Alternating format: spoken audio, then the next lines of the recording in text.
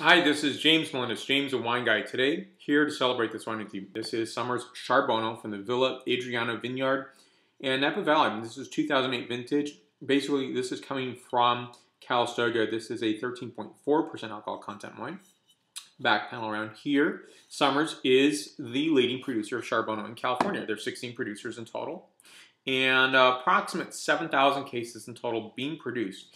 Now, when you whittle down that number, that's about 84,000 bottles total per year with this rare varietal. Now, Dolcetto has been thought of as being this grape, Charbono. It's also been paired with Bonarda. Some people definitively say that the Bonarda is the Charbono, and thus far, DNA evidence has not proven that to be the case. So, in this video and other videos, I've treated Charbono as its own unique varietal, and until otherwise notified by DNA testing.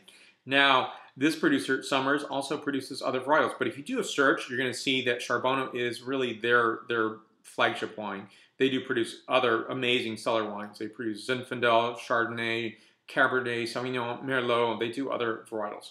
Now, when you think about this wine, it has a heritage being with the Inglenook was the largest producer at 4,000 cases at its peak, and the annual famous Charbono dinner that went on for many, many years and just stopped about, I think, a decade ago.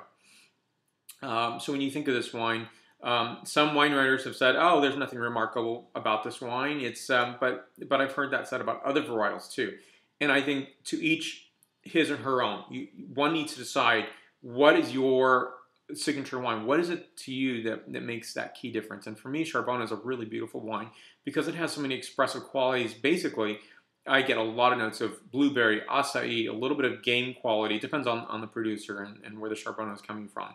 Basically, two areas in Mendocino and Napa Valley, Upper Napa Valley. And I think there's some qualities, on this wine. That's what I pre-tasted on this wine. But I'll take a little taste and give you some direct feedback on this wine. Here we go.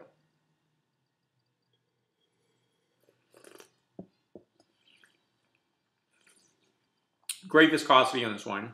Really like the acid structure. It's going to stay for a long time and be quite fresh. Now this wine is giving notes of blueberry, again, acai, a little bit of that bacon fat quality, which I think is really nice. And getting notes of baking spices, a lot of cardamom on the signature here, rose petal, and finishing off with violet. And I think it's a really nice, beautiful, gorgeous wine. This is a 9.2 out of a 10.0 scale. For more wine reviews, please go to jamesthewineguy.com. Please subscribe to my videos on YouTube, Facebook, Twitter, Vimeo, and Google+. Salud!